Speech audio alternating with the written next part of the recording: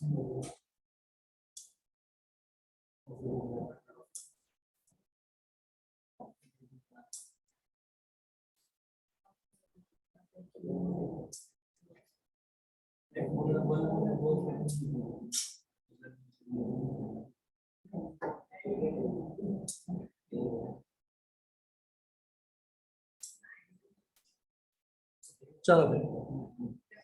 देखो, electronic configuration लिखना सीख चुके हैं क्या हम?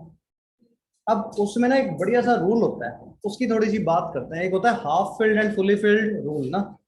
तो हेडिंग डालो।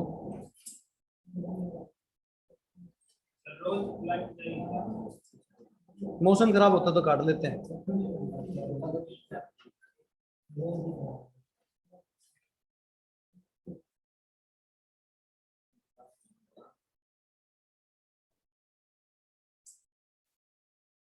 देख लेंगे, कल से लाइट नहीं होगी तो बेसमेंट में लगा लेंगे। बेसमेंट बढ़िया ठंडा सा होता है।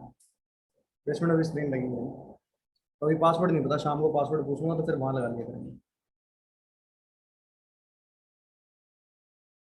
देखिए इसके बारे में, देखो होता क्या है, हाफ फील्ड और फुली फील्ड कॉन्फ़िगरेशंस क्या होती हैं? स्टेबल कॉन्फ़िगरेशन होती है ना। जैसे मान लो पी की बात करें, पी सब शेल में कितने इलेक्ट्रॉन आ सकते हैं? 6। तो P6 क्या होता है? स्टेबल। P3 भी क्या होता है? स्टेबल। P6 और P3 में कौन ज्यादा स्टेबल होता है? फुली फील्ड वाला ना। ऐसे डी में कितने आ सकते हैं? 10। तो वो कैसा होता है? Fully filled. डी में 5 हो जाए तो क्या होगा? Half field. तो फुली फील्ड और हाफ फील्ड कॉन्फ़िगरेशंस क्या होती हैं? स्टेबल होती है ना। तो इसमें पहला पॉइंट, अभी ये रूल नहीं है, पहले तो वैसे बेसिक बात कर रहे हैं। देखो, fully filled and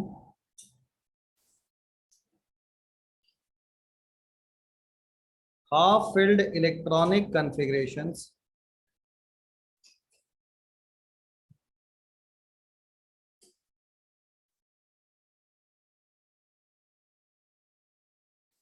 are found to be more stable। वो क्या होती हैं? ज्यादा स्टेबल होती है ना। फुली और हाफ में कंपेयर करें तो फुली वाला, तो जो कंप्लीटली फिल्ड हो उसकी स्टेबिलिटी क्या होगी? हमेशा ज्यादा होगी ना। जैसे मान लो एग्जांपल बोल दे, P4 और P3, इनमें से स्टेबिलिटी कंपेयर करा ले, बताओ किसकी ज्यादा बताओगे? P3 की स्टेबिलिटी क्या रही होगी? ज्यादा। रीजन क्या है इसका? Half filled. ऐसे D4 और D5 में बताओ, क्या D5 क्या रहा होगा? ज्यादा स्टेबल। अच्छा, D9 और D10 में, D10 फुली फिल्ड हो गया तो D10 की स्टेबिलिटी क्या रही होगी? ज्यादा।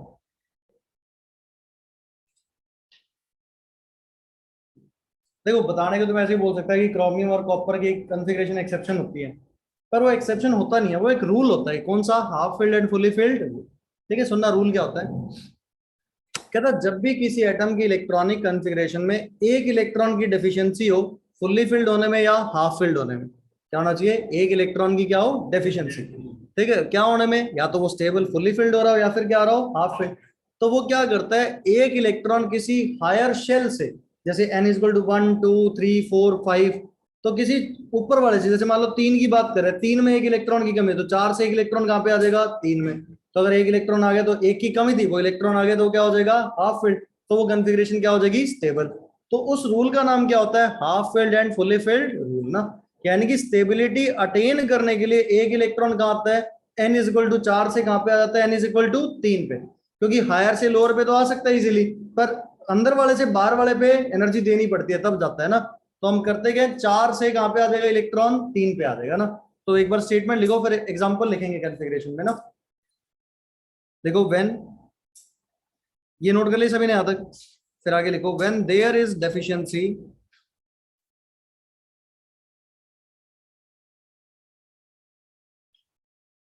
Of one electron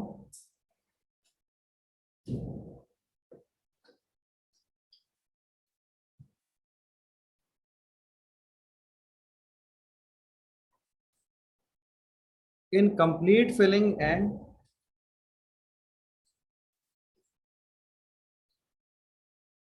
half filling of subshell,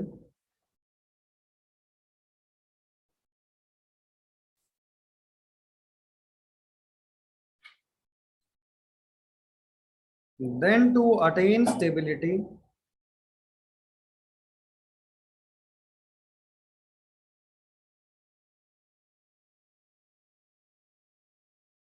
electron comes from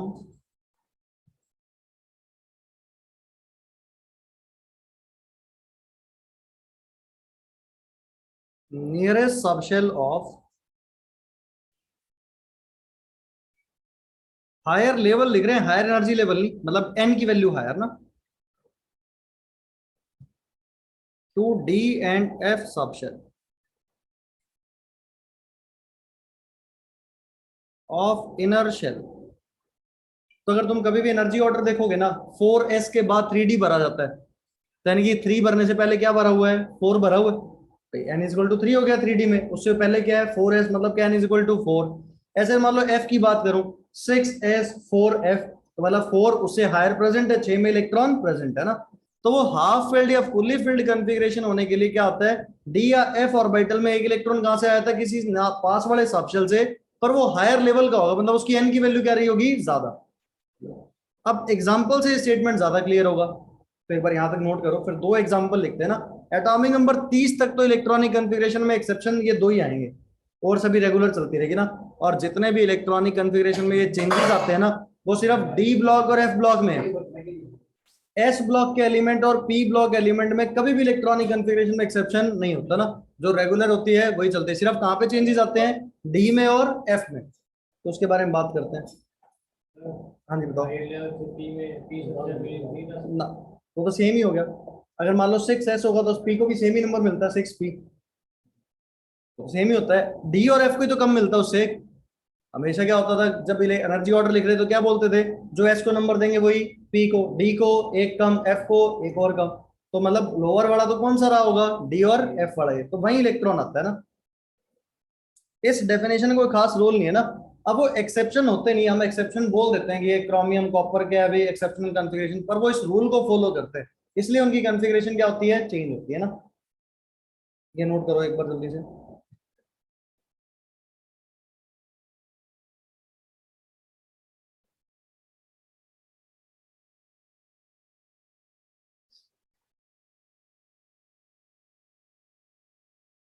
तो विवेक का दोबारा फोन नहीं आएगा, फोन फोन नहीं करते क्या, कहाँ गया बताओ, कोई मतलब नहीं, आओ आओ ना आओ ना आओ ऐसे,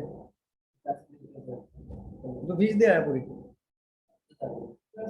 वापस ले आ, वापस ले आ, नहीं देता, क्या देता, तूने बात ही नहीं करी होगी ना अभी, कहता हूँ जाके बैठ जा, जी पैसे दो,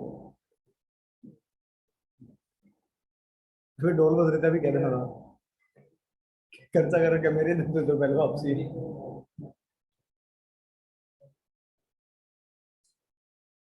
देख लिया क्या, चले आगे। अब एक काम करना, पहले जैसी तुम्हें इलेक्ट्रॉनिक कॉन्फ़िगरेशन अपने को आती है लिखनी, वो लिख के बताओ, क्रोमियम की लिख के बताओ, इसकी इलेक्ट्रॉनिक कॉन्फ़िगरेशन लिख के बताओ।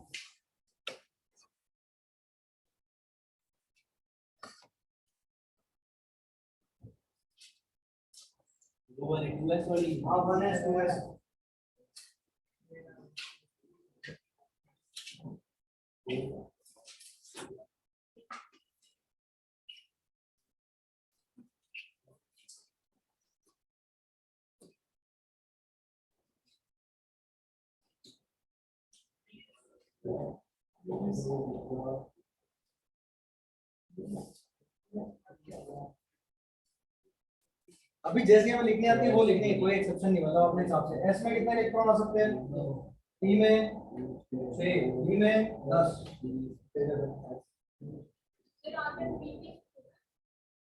कौन सा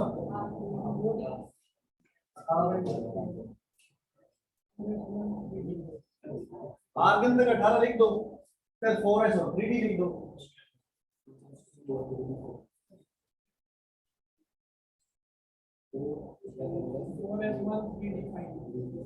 है एक्सेप्शन नहीं बताना, पहले सही सही बता दूं। 3d4 ऐसे ही आ रहा है क्या, अच्छा कितने इलेक्ट्रॉन भरने हैं, 24, ध्यान से सुनना, आर्गन लिख दें, कितने इलेक्ट्रॉन हो गए आर्गन तक, 18, कहां तक भर गया, 3p6 तक भर दिया, 3p के बाद कौन आता है 4s, कितने भर दिए, 2, कितने हो गए 18 और 2 20, कितने बचे तो क्या होगा?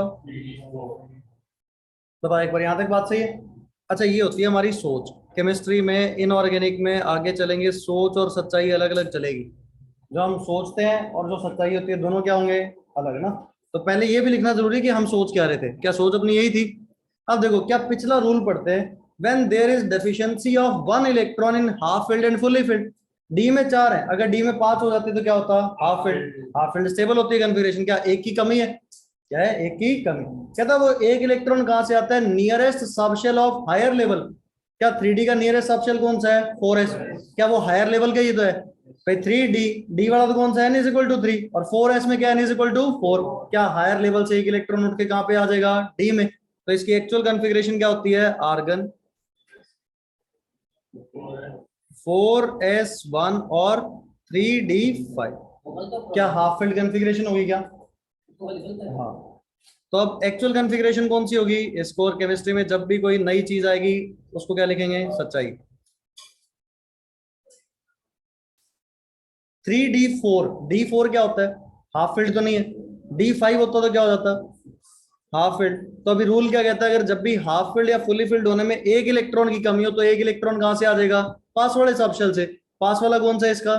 4s। तो एक इलेक्ट्रॉन कहां पे आ गया? डी में। तो जहां 4s2 था वहां पे क्या हो जाएगा? 4s1।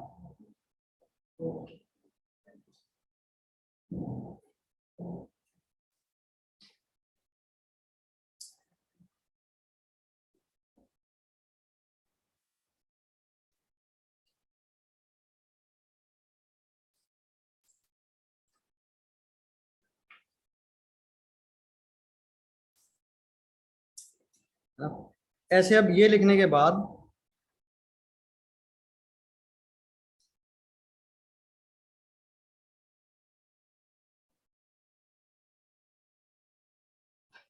प्रॉपर लिख के बताओ।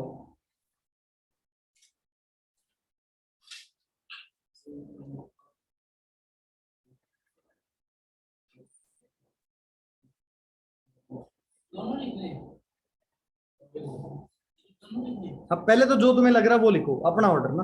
फिर देखेंगे क्या ऐसी कुछ कहानी बनती होगी, एक इलेक्ट्रॉन की कमी आती होगी। पहले सोच क्या आ रही है तुम्हारी? 4s2 3d9, यही आ रहा है। 29 की कॉन्फ़िगरेशन यही बनती होगी। आर्गन तक कितने इलेक्ट्रॉन हो गए? 18। फिर क्या आएगा? 4s2 कितने हो गए? 20। फिर क्या आएगा? 3d9। क्या ये तो जो हम जनरल ट्रेंड सोच रहे थे वैसे था ना ये तो? अब देखो, क्या डी में अगर 10 इलेक्ट्रॉन हो जाते तो क्या हो जाता? Fully filled. क्या एक इलेक्ट्रॉन की कमी है तो एक इलेक्ट्रॉन कहां से आ जाएगा? नियरेस्ट सबसेल से। तो एस का एक इलेक्ट्रॉन उठ के कहां पे आ जाएगा? डी में। तो ये क्या हो जाएगा? 4s1 और उसके बाद क्या आएगा? 3d10। क्या ये क्या हो जाएगा अपना एक्चुअल ऑर्डर?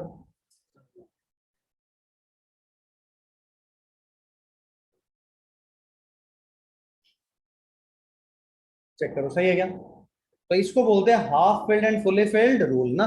कि हाफ फिलिंग या फुली फिलिंग होने के लिए एक इलेक्ट्रॉन कहां से आ रहा है? पास वाले सबशेल से उसके अंदर आ गया ना। मतलब यहाँ पे एनर्जी ऑर्डर तो वही चल रहा था जो हमने लिखा। कि क्या हुआ? 3p था, फिर 4s भरा, फिर 3d भरा।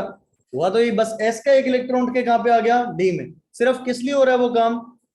ताकि क्या हो जाए? हाफ फील्ड कॉन्फ़िगरेशन हो जाए या फिर फुली फील्ड, क्योंकि वो कॉन्फ़िगरेशन क्या होती है? स्टेबल। अब यहाँ बैठा हूं मैं, अगर मेरे को ऐसा लग रहा है कि मैं यहाँ ज्यादा स्टेबल हूँ तो इजीली यहाँ से यहाँ तो शिफ्ट हो सकता हूँ। वैसे अगली बिल्डिंग में तो नहीं जा सकता। तो वो नियरेस्ट सबशेल में क्या हो सकता है? इलेक्ट्रॉन एक जगह से दूसरी जगह आ जाता है ना। तो एटॉमिक नंबर 30 तक या तो इनको एक्सेप्शन मान लो, या तो सीधा रट लो भी क्रोमियम में ये होता है, कॉपर में ये होता है, ऐसा याद कर लो। ठीक है, नहीं तो फिर अपने को रूल पता हो कि ये किस वजह से होता है ना। नोट कर लिए सभी ने? अब देखो, एफ ब्लॉक में तो प्योर एक्सेप्शन भी आता है। एनर्जी रूल क्या कहता है? 6s के बाद कौन सा भरना चाहिए? एनर्जी ऑर्डर देखो एक बार। 6s के बाद एनर्जी ऑर्डर में देखो क्या होता है, देख लो आराम से। 6s के बाद 4f है क्या? एनर्जी ऑर्डर क्या कहता है? पहले 6s पूरा भरना चाहिए, फिर कौन भरना चाहिए? 4f। वो पूरा भर जाए तो क्या भरना चाहिए? 5d। ऐसा ही होता है ना। पर एफ ब्लॉक के एलिमेंट जो होते हैं ना कई, उनमें पता क्या होता है? पहले 5d में एक इलेक्ट्रॉन भर जाता है। भरना किस में चाहिए? 4f में। पर पहले इलेक्ट्रॉन आ किस में जाता है? 5d में। तो उसका कोई रूल नहीं है, वो कोर क्या है? एक्सेप्शन है किसका? एनर्जी रूल का। एनर्जी रूल ही क्या कहता था? 6s के बाद किसकी एनर्जी है?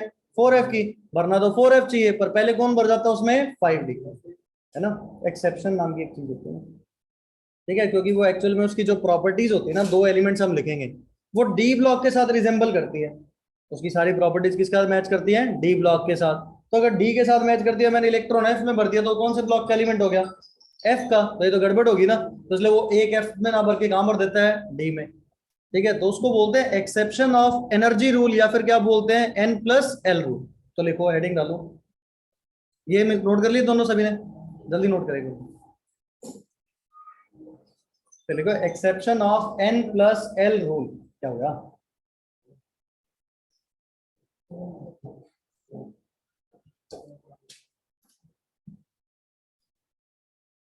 चलो आगे, जल्दी लिख ले यार।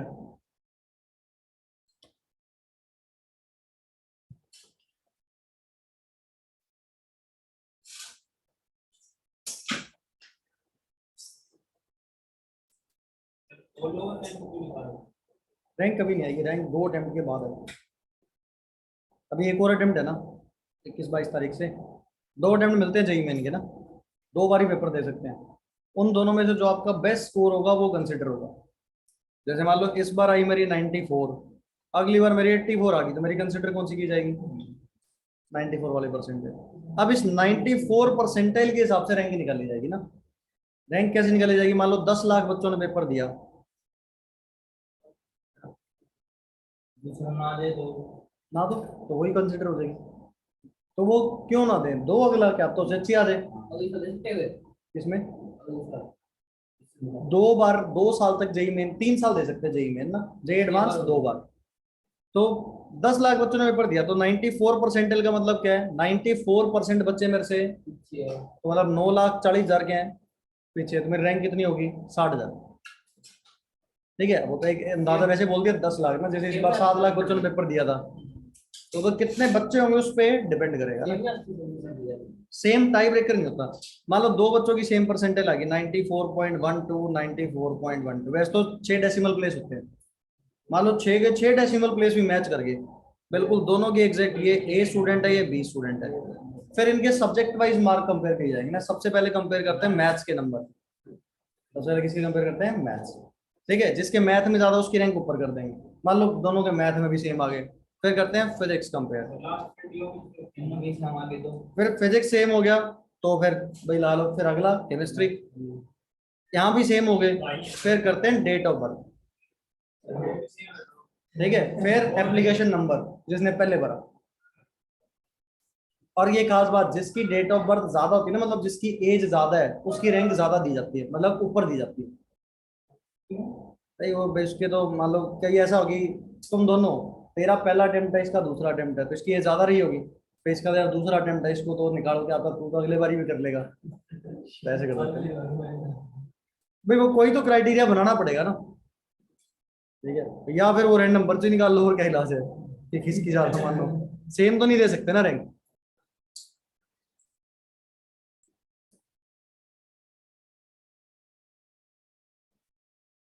रैंक का खेल तो बहुत बाद में आता है, सारा खेल काउंसलिंग का भी आगे चलता है ना। चलो फिर लिखो एक्सेप्शन ऑफ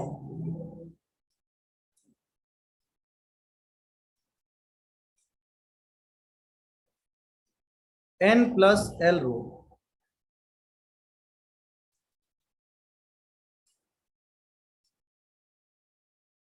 है ना, कि एन प्लस एल रूल का एक्सेप्शन क्या है ना, तो लिखो इसमें, in case of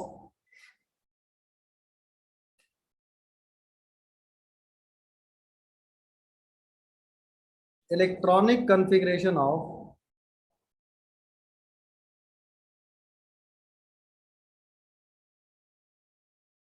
lanthanum, lanthanum का एटॉमिक नंबर होता है 57, एल ए लिखा है ना, सिंबल लिख दे, लेंथेनम मैं एल ए लिख दे दूँ, बस मैं तो नाम बता दे रहा हूँ। और एक होता है actinium, atomic number 89, in case of electronic configuration of lanthanum and actinium, the last electron AC, AC है actinium ना, the last electron enters into 5d and 6d subshell instead of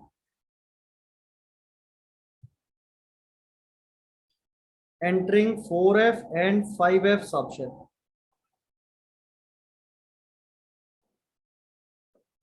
अब जैसे तुमसे कुछ कहानी पूछ ली जाए, तुम्हें जनरल इलेक्ट्रॉनिक कन्फिगरेशन तो लिखनी आती है, ये तो मैं तुम्हें सिखाता हूँ। देखो तुम्हें वैसे इनर्ट गैसेस मैंने याद करवा दी थी क्या? 57 से पहले बताओ कौन सी इनर्ट गैस आती है?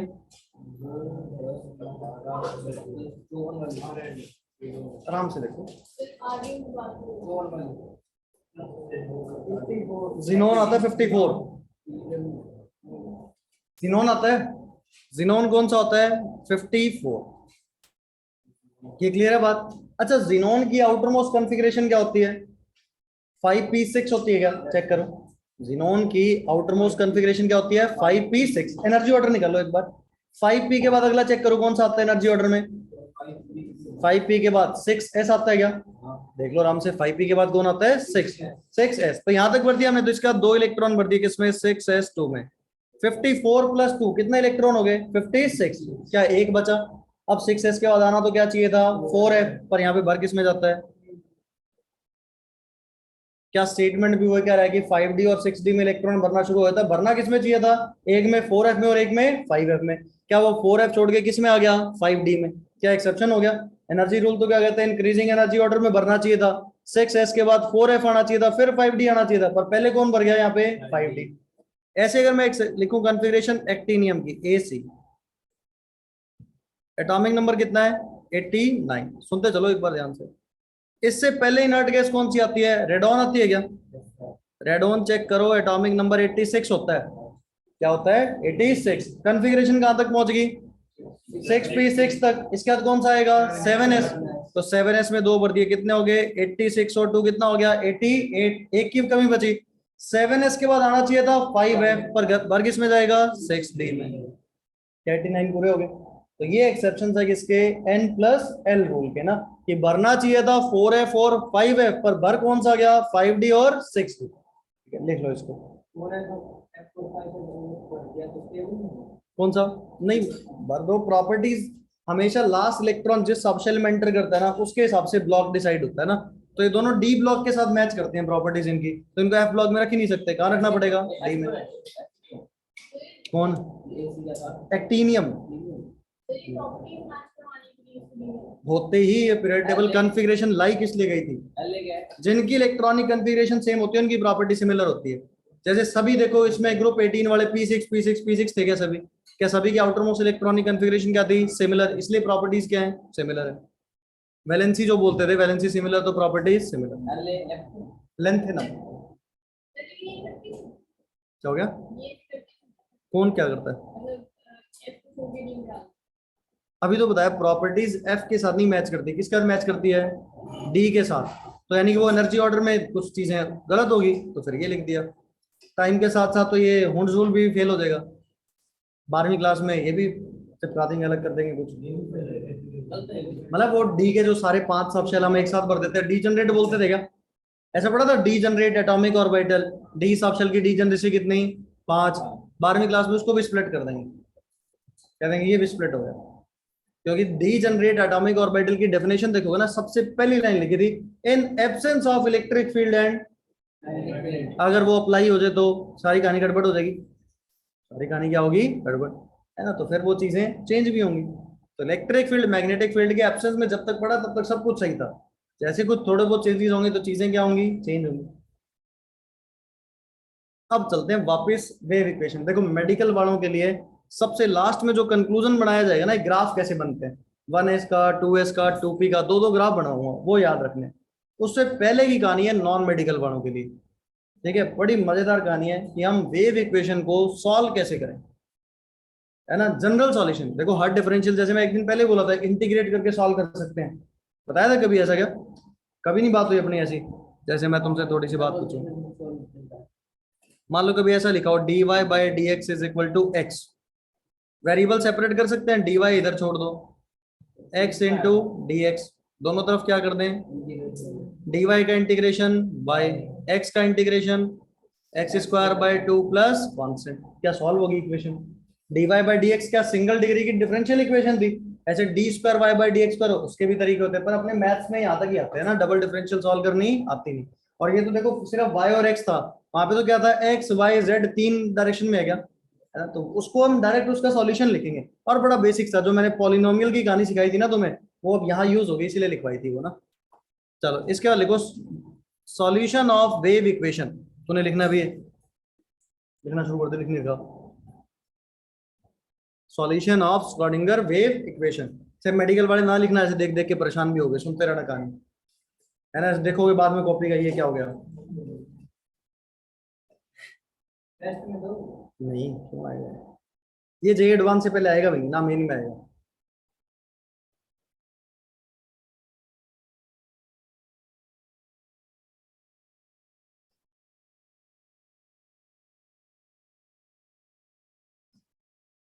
पुराने टाइम में जब एएम पीएमटी का ना बहुत अच्छा पेपर हुआ करता था ना, किसी जमाने में हुआ करता था, ये मेडिकल वालों का, तब एक बार सवाल आया हुआ था इस पे इक्वेशन पे, अब तो मतलब ही नहीं, तो कोर एनसीईआरटी आ रही है ना।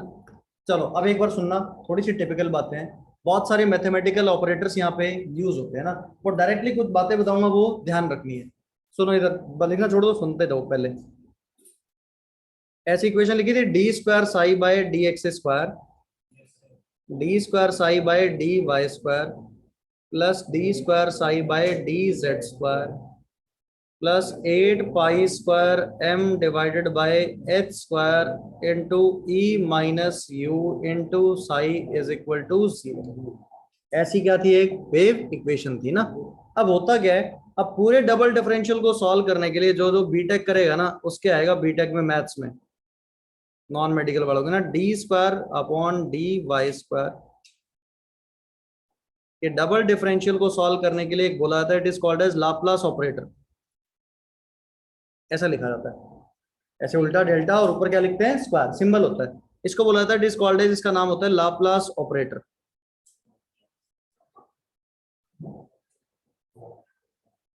अभी तो कई सारे नाम आएंगे, तसल्ली रखो, है ना। अब देखो इसमें अगर मैं ये सारी पूरी जो पहली तीन टर्म है इसके अंदर, इस पूरे को कंबाइन करके ऐसे बोल सकता हूँ, it is Laplace operator of Sai. क्या ऊपर वाली इक्वेशन थोड़ी सिंप्लीफाई होगी क्या, हाँ तो वो सभी में इसी का रहा होगा, सेम ही है। तो यानी कि किसी का डबल डिफरेंशियल एक्स के रिस्पेक्ट में, वाई के रिस्पेक्ट में, जेड के रिस्पेक्ट में, उसको पूरे कंबाइन करके क्या बोल देते हैं, लाप्लास ऑपरेटर। तो ये क्या हो गया, लाप्लास ऑपरेटर किसका, साई का, plus 8 pi square M by H square E minus U into psi is equal to क्या हो गया, 0। हमने थोड़ा सा सिंप्लीफाई करके एक इक्वेशन बना के लिख दिया अभी, सुनते चला, अभी खत्म नहीं हुई बात, अगली सुनो क्या होता है। हाँ किस में, किस में कॉमन लिया, हाँ तो लिया ही, तो फिर उसको तो सिर्फ लाप्लास ऑपरेटर लिखा, वो किसी का भी हो सकता है, सिर्फ डबल डिफरेंशियल ये थोड़ा ना कि साई की सॉल्व करनी है, किसी और की भी हो सकती थी। डबल डिफरेंशियल ऑफ ए होता, डबल डिफरेंशियल किसका होता ए, तो लाप्लास ऑपरेटर किसका होता ए का। ये डबल डिफरेंशियल किसका था, साई का, तो लाप्लास ऑपरेटर किसका यूज कर लिया, साई का। तो Laplace operator of psi plus 8 pi square M by H square E minus U into psi is equal to 0। फिर एक और टर्म होता है, देखो क्या लिखते हैं, क्या होता है, ई इंटू में साई इज इक्वल टू होता है एच कैप इंटू साई, ये एक रिलेशन होता है ना। यहाँ पे एक नया टर्म आ गया, ई तो चलो नजर आ रहा है, क्या चीज है, टोटल एनर्जी। यहाँ पे एच क्या चीज हो गया, इसको बोलते हैं, it is called as Hamiltonian operator.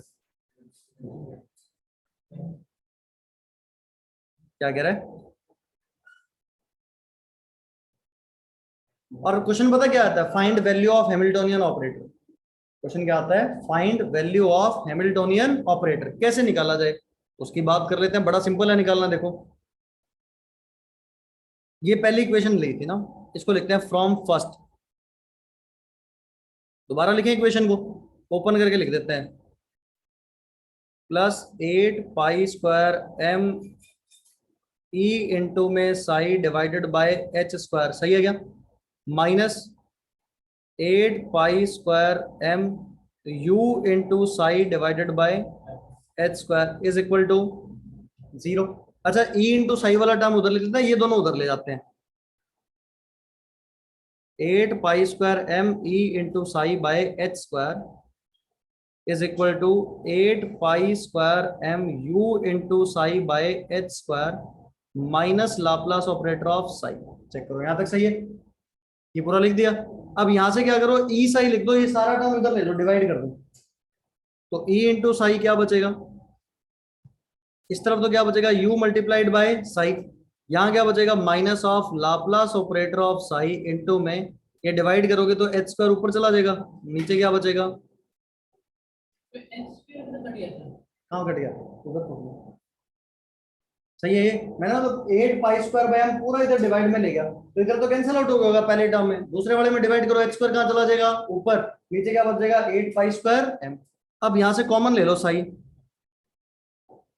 Sai common ले सकते हो क्या, क्या बचेगा u minus Laplace operator into में H square divided by 8 pi square M multiplied by psi. Check करो, अब इन दोनों इक्वेशन को कंपेयर करके बता सकते हो एच कौन सा रहा होगा। ना काटना नहीं, वो तो ये रिलेशन बना, H E into psi is equal to क्या था, एच इंटू साई, तो ये तो ई साई हो गया, तो ये पूरा ब्रैकेट वाला क्या हो गया, हैमिल्टोनियन ऑपरेटर। तो क्या करते हैं अब यहाँ पे, इसको भी डब्बा बना के लिखते हैं, इसको बोलते हैं इक्वेशन नंबर 2, इसको बोलते हैं इक्वेशन नंबर 3। तो अगर कंपेयर करें इक्वेशन 2 और 3 को, थोड़ी सी जगह कम है मेरे पास, कंपेयरिंग इक्वेशन 2 एंड 3, 2 और 3 को कंपेयर करते ही एच की वैल्यू क्या आ गई होगी, u माइनस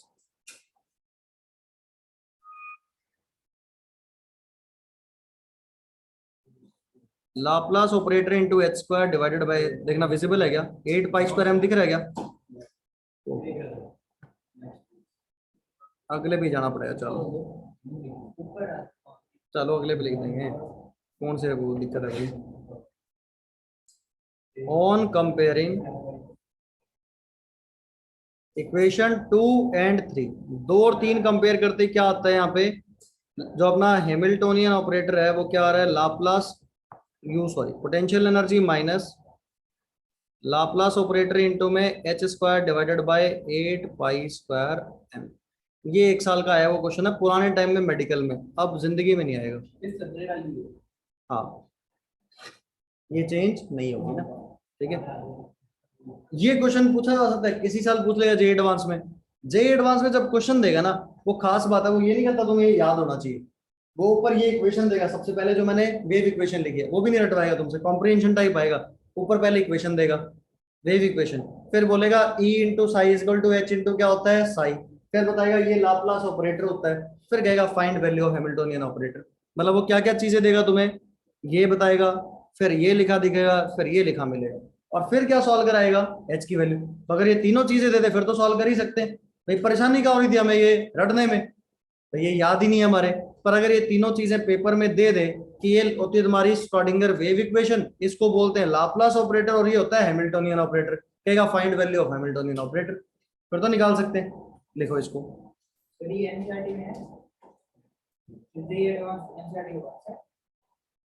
भी आ सकता है जे एडवांस में, जे एडवांस में बस नाम है स्ट्रक्चर ऑफ एटम, तब पढ़ो जितना पढ़ सकते हो।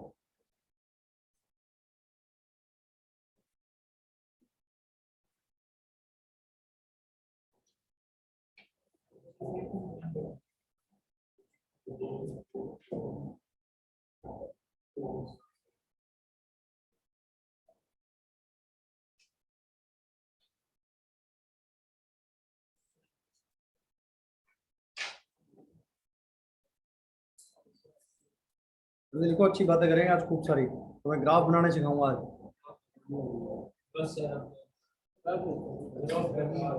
क्या हो गया,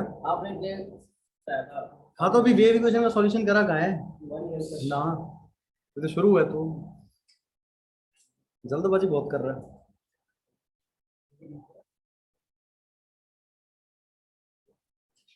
2 साल बाद पेपर में आया, फिर मेरे को गालियां देगा, तू पढ़ाया नहीं।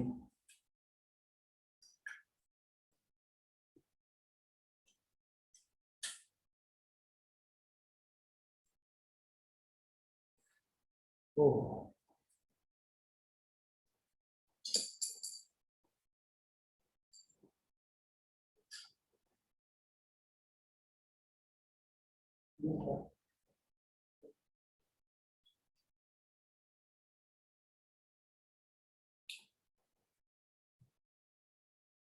घबराना नहीं है, ये चीजें ना भी पता चले ना बहुत सारी, सिर्फ चीजें ये पता है कि इक्वेशंस गिवन होगी तो हम रीअरेंज कर सकते हैं।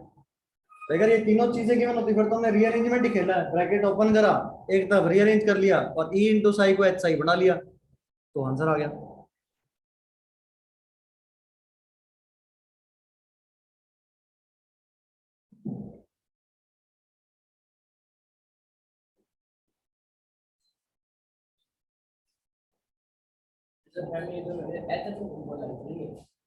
हैमिल्टोनियन, हाँ एच को, मतलब E into psi is Hamiltonian operator of size.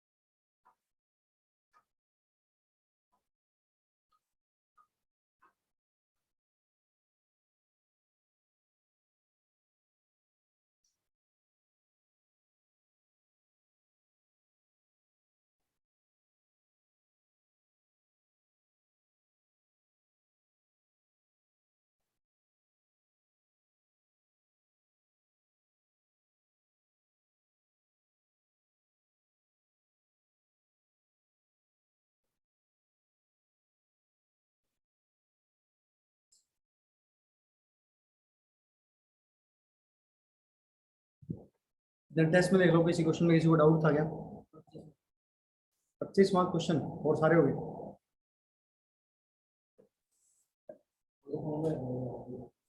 The ratio between kinetic energy and total energy of electron of a शर्म नहीं आता मुझे।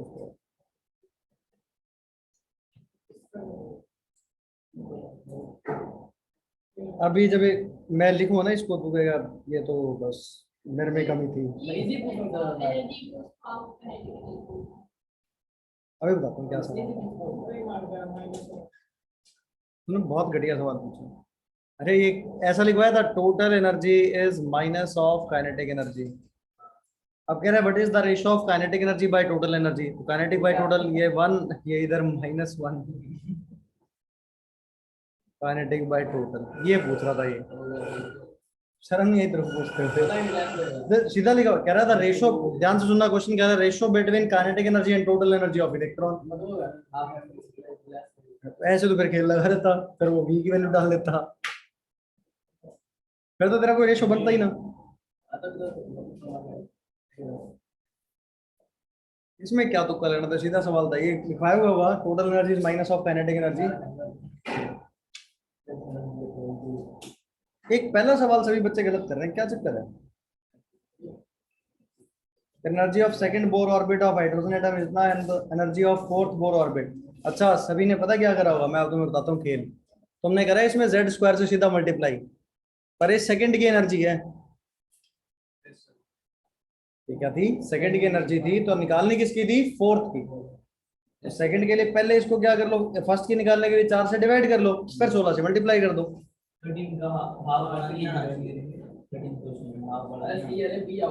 जेड स्क्वायर तो सेम था, एन स्क्वायर से डिवाइड ही तो करना था, बार बार करके बताऊंगा। पहला सभी ने गलत करा हुआ, बड़ा सिंपल था सवाल। अच्छा एक बात सोचो, गोली मारो, एन की वैल्यू बढ़ती है एनर्जी बढ़ती है, घटती तो नहीं, तो मतलब 1312 तो कभी भी नहीं होना चाहिए था आंसर। मैक्सिमम बच्चों ने बी लगा रखा, अगर देखोगे ना पहले का, तो एनर्जी हमेशा बढ़नी चाहिए, -328 से ज्यादा ही होनी चाहिए थी, तुमने -1312 तुमने कम कर दी। तो फॉर्मूला होता है Z square by N square. तो एन से करते रहो डिवाइड, एक बार 4 से डिवाइडेड था, अब किससे डिवाइड करना है? 16 से, मतलब 1/4 करना था। तो 328 का 1/4 कर दो, कितना हो जाएगा? 81। अब वो 1/4 82 बनता होगा। 328 को 4 से डिवाइड कर ले, जैसे ही आता हुआ।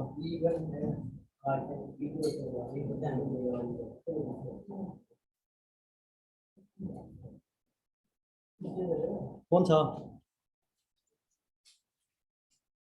ये नोट कर लिया यहाँ तक क्या? फिर लिख दो लास्ट में, comparing equation 1 and 2, sorry 2 and 3।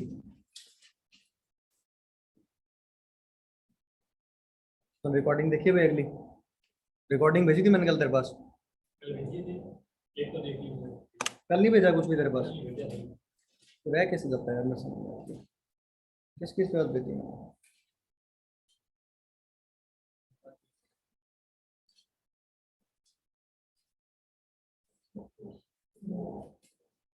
तेरे को 16 तारीख की भेजी, 17 की नहीं भेजी थी क्या?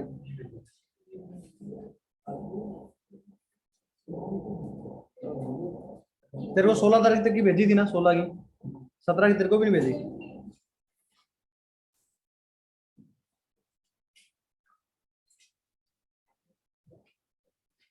16 वाली देख ली क्या तुमने?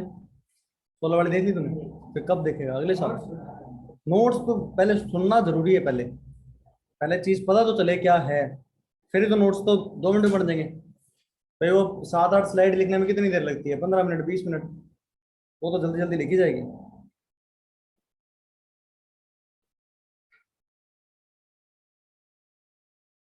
और कौन सा था? तूने स्ट्रक्चर ऑफ एटम कहाँ से पढ़ा है? उससे पहले नहीं पढ़ा वो? बहुत बढ़िया। क्या हो गया? रिदम जैन तो पढ़ रहे हैं मेरे से ऑनलाइन।